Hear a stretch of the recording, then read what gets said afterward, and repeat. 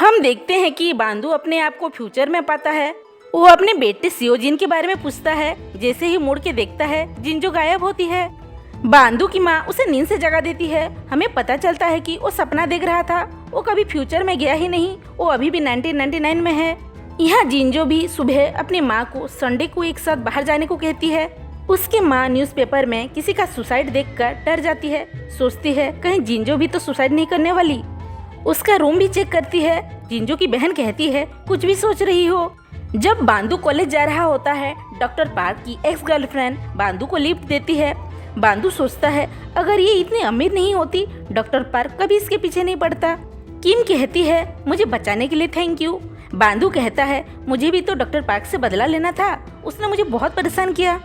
किम कहती है अब मेरे होते तुम्हें कोई परेशान नहीं करेगा, और बांदू को देखकर शर्माती है। बांदू सोचता है ये मुझे देख के क्यों शर्मा रही है। किम पूछती है तुम्हारी कोई गर्लफ्रेंड तो नहीं है ना। बांदू कहता है तो नहीं। फिर वो किम के साथ शादी करने के बाद का फ्यूचर देखता है, जहाँ वो अमीर था। फिर कहता है क्या सोच रहा हूँ मैं अपने बलबूते पे पैसे कमाऊंगा। जिंजो को आता देख डर कर चला जाता है। सोचता है कहीं इसने मुझे किम के साथ देख तो नहीं लिया। जिंजो देखती है कि एक औरत एक स्टूडेंट के साथ बदतमीजी कर रही है। ये देख वह उसे बचाने के लिए उस औरत से लड़ जाती है। वह लेडी गुस्से में जिंजो पे हाथ उठाने लगती है तो नामगिल वहाँ आकर उसे रोक लेता है। ये लेडी नामगिल की माँ होती है। वह अपने माँ को बाहर लेकर चला जाता है।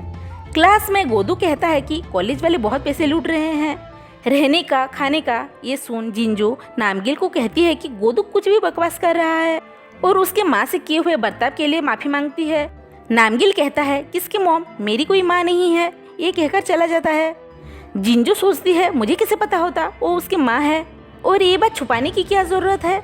जब बांदू अपने दोस्तों के साथ होता है, वो पूछता है अगर तुम 38 साल के होते और पास्ट में चले जाते तो क्या करते। गोदू कहता है मैं लड़की पटाता। बांदू कहता है अगर तुम लड़की होते तो गोदू कहता है मैं लड़के पटाता।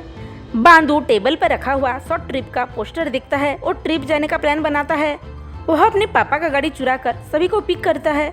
वह एक सरप्राइज ट्रिप होता है सभी के लिए। जब जिंजो संडे को अपने माँ के साथ बाहर जाने वाली थी, बांदू का गाड़ी आकर उसे उठा लेता है। फिर सभी दोस्त ट्रिप के लिए जाते हैं। बांदू अपना लाइसेंस दिखाता है। गोदू कहता है इसे तो 1 महीने पहले ही लाइसेंस मिला है। ये सुन सब डर जाते हैं। जेऊ कहता है गाड़ी रोको, तुम तो नौसिखिया हो। बांदू कहता है जिंजो से पूछो मैं कितनी अच्छी गाड़ी चला लेता हूँ, पिछले 15 साल से चला रहा हूँ। जिंजो कहती है गाड़ी रोको, मुझे नहीं जाना ट्रिप पे। बोरियम और चॉन्सोल कहते हैं चलो ना, पता नहीं कब मिल पाएगा ऐसा मौका। फिर जिंजो भी बात मान लेती है और ट्रिप पे जाने के लिए रेडी होती है। फिर सब एंजॉय करते हैं अपनी राइड।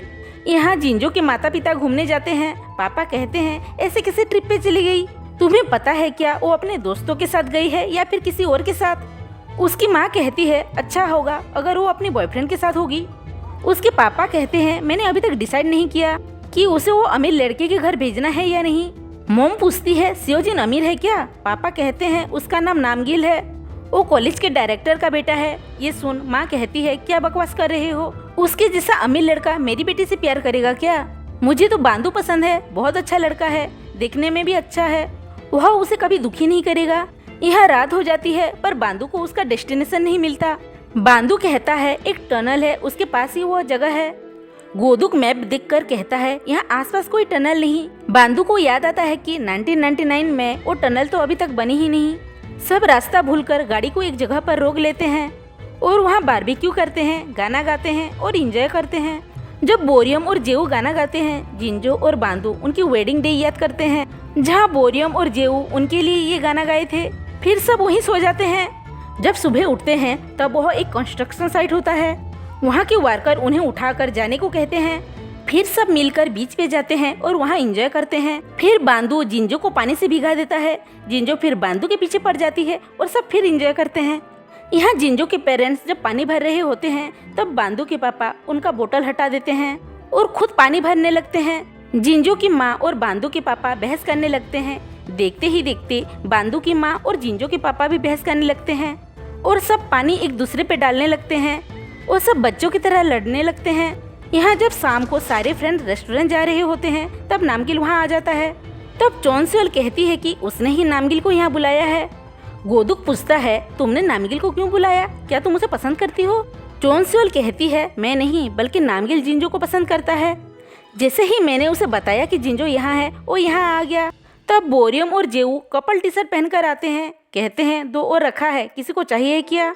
बांदू नामगिल से पूछता है ऐसे सूट बूट में क्यों आए हो? अनकंफर्टेबल हो ना? हम भी तुम्हें देखकर अनकंफर्टेबल हैं। नामगिल कहता है मैं यहाँ खुली हवा खाने आया हूँ, दम घुट रहा था। बांदू पूछता है तुम इतनी दूर बस हवा खाने आए हो? गोदू कहता है वो हमारा सीनियर है, कुछ तो लिहाज करो। बांदू कहता है मैं उससे कई साल बड़ा हूँ। ये सुन सब कहते हैं पागल हो गया है। नामगिल कहता है मैं उन लोगों की फिक्र नहीं करता जिसके साथ मेरा वास्ता नहीं। बांदू कहता है तुम्हें अब खुद की फिक्र करनी चाहिए। जब तुम्हें सच पता चलेगा तुम मुझे सैल्यूट करोगे। चोनसोल कहती है तुम मेरे गेस्ट के साथ ऐसा बर्ताव नहीं कर सकते। जिंजू पूछती है नामगिल तुम्हारे पास दूसरे कपड़े नहीं है क्या? नामगिल कहता है मुझे आदत है ऐसे कपड़ों की। जिंजो के कपड़ों में ड्रिंक गिर जाती है। बोरियम अपने लाए हुए कपल टी शर्ट उसे दे देती है। ये देख नामगिल दूसरा टी शर्ट मांगने लगता है। कहता है ये कपड़े अनकंफर्टेबल हैं। बांदो भी टी शर्ट खींचते हुए कहता है मुझे भी चाहिए, मेरे कपड़े पानी की वजह से सिकुड़ गए हैं। दोनों ही टी शर्ट पहनने के लिए खींचातानी करते हैं। ये देख जिंजो अपना टी शर्ट दे देती है। बांदू और नामगिल कपल टी शर्ट पहन कर जाते हैं। ये देख आते जाते लोग उन्हें देखकर हंसते हैं और उनके दोस्त भी हंसते हैं। बांदू कहता है हवा खाना हो गया हो तो यहाँ से जाते क्यों नहीं? नामगिल कहता है मेरे यहाँ रहने से किसी को कोई प्रॉब्लम नहीं तुम्हारे अलावा। दोनों एक दूसरे से चिढ़कर अलग चलने लगते हैं। बांदू जिंजो से कहता है ऐसे हैंडसम लड़कों के सिर्फ नाम बड़े होते हैं और दर्शन छोटे। ये सुन जिंजो कहती है तुम्हें याद नहीं ये वही हिस्ट्री टीचर है।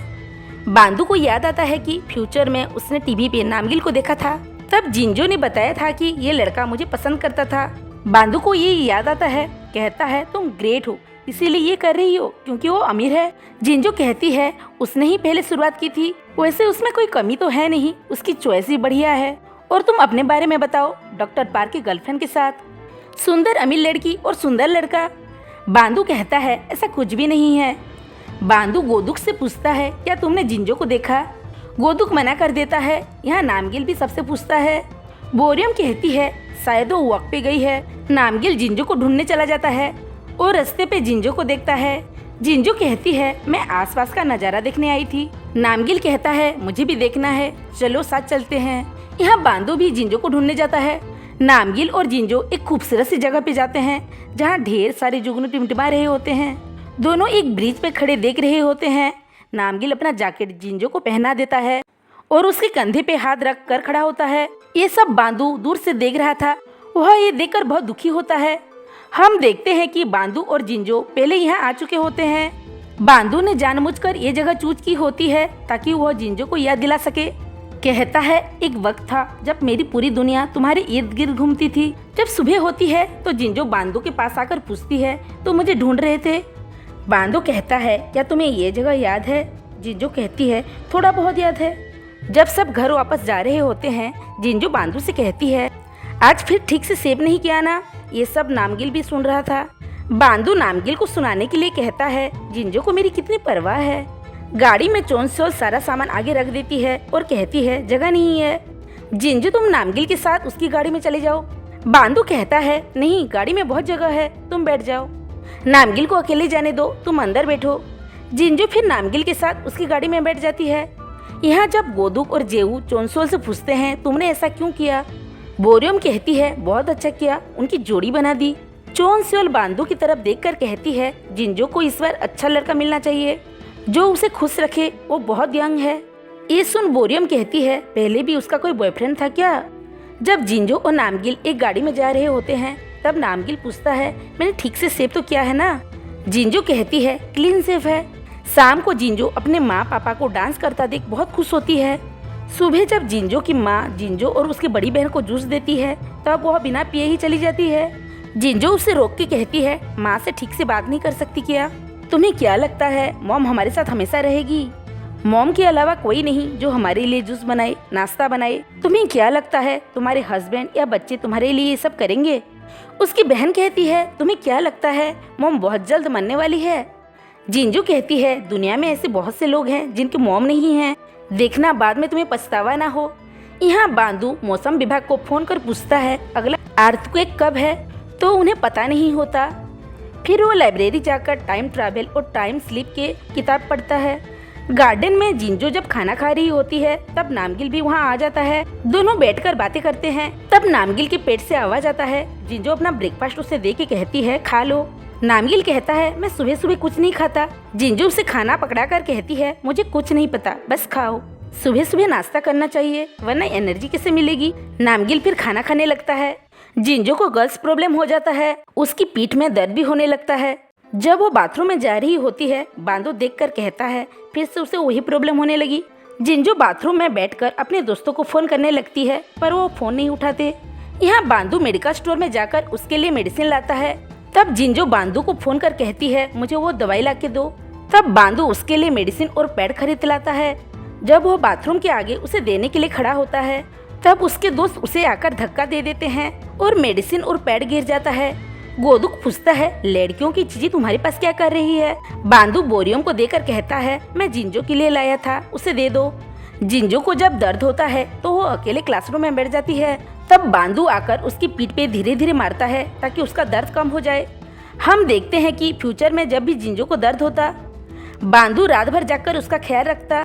घर पर जिंजो अपनी माँ को कैरियोकी जाने के लिए कहती है। फिर उसका सारा परिवार कैरियोकी के लिए जाता है और वहाँ बहुत एंजॉय करते हैं। जिंजो उसके माँ का गाना रिकॉर्ड करती है ताकि वह बाद में सुन सके। यहाँ मिन्स्यो बांदो को उसके कॉन्सर्ट का पास देकर कहती है वो जरूर आए। बांदो कहता है कि वो जरूर आएगा। अगले दिन जब बांदो मिन्स्यो का शो देखने जा रहा था तब मिस की वहाँ आ जाती है। पूछती है जिंजो ठीक तो है ना। मैंने सुना था कि डॉक्टर पार्क ने उस दिन जिंजो का पीछा किया और उसके साथ बदतमीजी की। ये सुन बांदो गुस्से में डॉक्टर पार्क की क्लास आकर उसे मारने लगता है। कहता है तेरी इतनी हिम्मत, तूने जिंजो को हाथ लगाया। गोदू कहता है उसे क्यों मारा, वो बाद में डॉक्टर बनेगा और लाखों लोगों को बचाएगा। बांदू कहता है उसे कोई फर्क नहीं पड़ता कि वो कितने को बचाएगा। यहाँ बोरियम और जेऊ जब हॉस्टल जाते हैं तब हॉस्टल बंद हो चुका होता है। तब दोनों एक होटल में जाकर सोते हैं। यहाँ बांदू ग्रेप्स का बॉक्स लेकर जिंजो के घर आता है और जिंजो को फोन कर बाहर बुलाता है। बांदू पूछता है मैं ऐसा क्यों हूँ जिंजो, मैं कोई चीज ठीक से क्यों नहीं कर पाता। मैं हमेशा से ही सिंसियर हूँ, मैंने हमेशा से ही पूरी कोशिश की, पर 10 साल पहले मेरा सब कुछ बिगड़ गया। हम देखते हैं कि फ्यूचर में 10 साल पहले बांदू जब रास्ते पे जा रहा होता है तब कुछ लड़के एक लड़के को परेशान कर रहे होते हैं। बांदू उसे बचाता है। तब दूसरे लड़के उससे लड़ने लगते हैं। तब जिंजो बांदू को फोन कर रोते हुए कहती है जल्दी आ जाओ, मुझे अपनी माँ को देखना है। तब रास्ते पर वो लड़के बांदू को मारने लगते हैं और वो सब पुलिस स्टेशन पहुँच जाते हैं। जिंजो पुलिस स्टेशन आकर उसे छुड़ाती है और कहती है तुम्हारी वजह से मैं अपनी माँ को आखिरी बार नहीं देख पाई। बांदू गिल्ट में रहता है और सॉरी बोलता है। जिंजो कई दिन तक बांदू से बात नहीं करती और उसे इग्नोर करती है। वह उससे गुस्सा थी कि उसकी वजह से वो आखिरी बार अपनी माँ से नहीं मिल पाई। तब से उनका रिश्ता बिगड़ना शुरू हो गया। बांदू गिल्ड में अपने आप को माफ नहीं कर पाता। बांदू रोते हुए कहता है मैंने बहुत ट्राई किया तुम्हारे साथ अच्छी खुशहाल लाइफ जी सकूं। हमेशा मैं सॉरी कहता रहा, माफी मांगता रहा। कहता है वो सासू माँ को बहुत मिस करता है जितना जिंजो करती है और रोने लगता है।